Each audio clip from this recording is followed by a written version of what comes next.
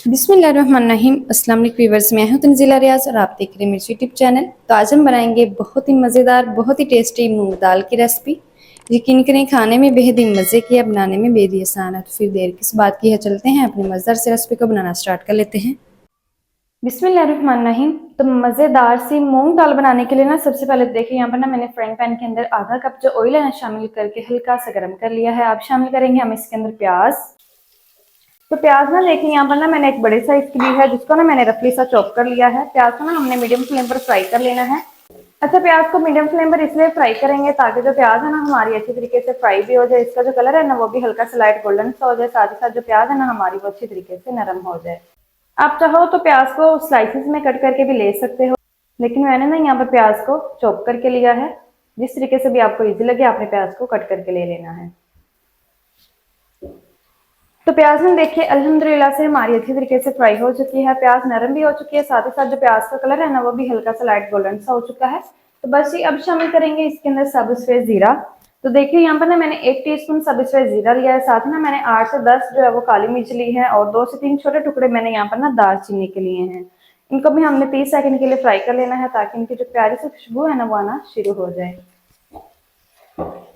अल्हम्दुलिल्लाह से 30 से 40 सेकंड तक ना मैंने इन खड़े मसालों को भी फ्राई कर लिया है। जो प्यारी सी खुशबू है ना वो भी आना शुरू हो चुकी है। तो अभी शामिल करेंगे इसके अंदर लहसुन अदरक की पेस्ट 1 टेबल स्पून।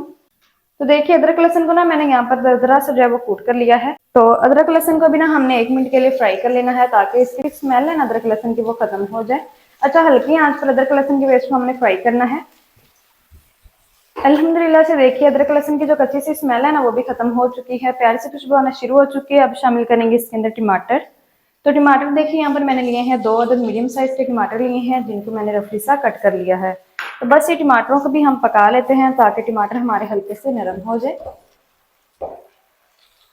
तो 2 से 3 मिनट तक मैं टमाटर को पका लूँ, फिर मैं आपको दिखाती हूँ। अल्हम्दुलिल्लाह से देखिए 2 मिनट तक ना मैंने टमाटर को भी पका लिया है। टमाटर हमारे काफ़ी हद तक नरम हो चुके हैं। शामिल करेंगे अब इसके अंदर कुछ पाउडर मसाले। तो पाउडर मसाला में शामिल करेंगे 1 टीस्पून खुश्क धनिया का पाउडर शामिल करेंगे, साथ ही शामिल करेंगे आधा टीस्पून शामिल करेंगे इसके अंदर हल्दी का पाउडर। इसी के साथ ही शामिल करेंगे नमक। तो नमक शामिल करेंगे इसके अंदर 1 टीस्पून। अच्छा, नमक और मिर्च आप अपने टेस्ट के मुताबिक एडजस्ट कर लीजिएगा। साथ ही शामिल करेंगे 1 टीस्पून भर के शामिल किया मैंने यहाँ पर लाल मिर्च का पाउडर। साथ ही शामिल कर देंगे इसके अंदर थोड़ा सा पानी ताकि मसाले जले नहीं। तो बस ये फ्लेम को लो रखेंगे और लो फ्लेम पर हमने 5 से 6 मिनट तक मसालों की अच्छी तरीके से बुनाई कर लेनी है। थोड़ा थोड़ा करके पानी लगाते जाएंगे ताकि जो मसाले हैं हमारे अच्छी तरीके से भून जाएं। मसालों को जलाना नहीं है, फ्लेम को अगर हम हाई रखेंगे तो मसाले जल जाएंगे, इसलिए फ्लेम को लो रखेंगे और लो फ्लेम पर 5 से 6 मिनट तक अच्छी तरीके से बुनाई कर लेंगे। तो मैं बुनाई कर लूँ फिर मैं आपको दिखाती हूँ। अल्हम्दुलिल्लाह से देखिए 5 मिनट तक मैंने मसालों की अच्छी तरीके से बुनाई कर ली है। मसाले हमारे काफ़ी हद तक अच्छी तरीके से भून चुके हैं, मसालों का जो कच्चा सपन है वो भी खत्म हो चुका है। तो बस ये एक दफ़ा फ्लेम को ऑफ कर देंगे और ऑफ फ्लेम पर मसाले को पहले हम मैश कर लेते हैं। तो हैंड मैचर लेंगे और हैंड मैचर की मदद से मसाले को अच्छी तरीके से मैश कर लेंगे ताकि जो प्याज और टमाटर है ना ये अच्छी तरीके से मैश हो जाए। अच्छा, अगर हम प्याज को और टमाटर को मैश नहीं करेंगे ना तो जब हम दाल को बनाएंगे ना तो दाल की जो करी है ना उसके ऊपर ये प्याज और टमाटर तैरते हुए नजर आएंगे। तो इसलिए मैश कर लेंगे ऑफ फ्लेम पर। फ्लेम को ऑन रखेंगे ना तो ये मसाला जल जाएगा। अच्छी तरीके से हम इसको मैश कर लेते हैं। तो देखिए मसाला जो है वो अच्छी तरीके से पका हुआ था, प्याज टमाटर हमारे पके हुए थे तो फ़ौरन से ही मैश हो चुके हैं। तो तकरीबन 30 से 40 सेकंड ही मुझे लगे हैं और अच्छी तरीके से ये मैश हो चुके हैं। तो बस जी हैंड मैचर को भी हम क्लीन कर लेते हैं। फ्लेम को फिर से ऑन कर देंगे। फ्लेम को मैंने ऑन कर दिया और फ्लेम को मैंने मीडियम रखा हुआ है। अब शामिल करेंगे इसके अंदर दाल। तो दाल देखिए यहाँ पर मैंने 1 पाव ली है। तो यहाँ पर मैंने मूंग की दाल ली है और मूंग की दाल को ना मैंने 1 घंटा पहले पानी में भिगो के रख दिया था। अभी अच्छी तरीके से सूख हो चुकी है। अच्छा, दाल को मैं पानी के साथ ही शामिल कर रही हूँ।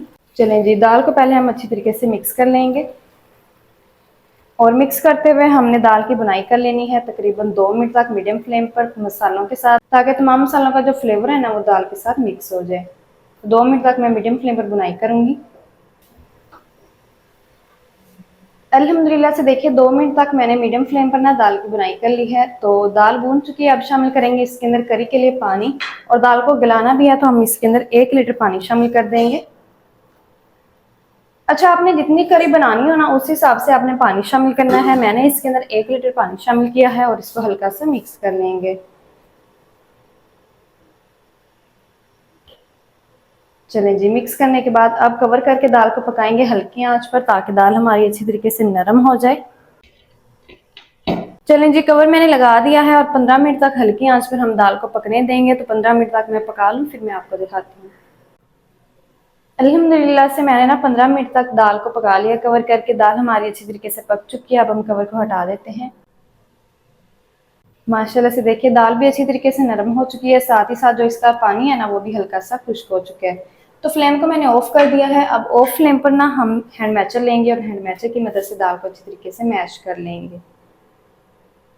आप चाहो तो गोटा भी लगा सकते हो, चाहो तो आप इसको ठंडा करके ब्लेंडर जग के अंदर डालकर भी पीस सकते हो, चाहो तो हैंड ब्लेंडर की मदद से भी इसको पीस सकते हो, लेकिन हैंड मैचर की मदद से भी काफ़ी इजीली ये मैश हो जाएगी। तो ऑफ फ्लेम पर हम इसको मैश करेंगे हल्का सा।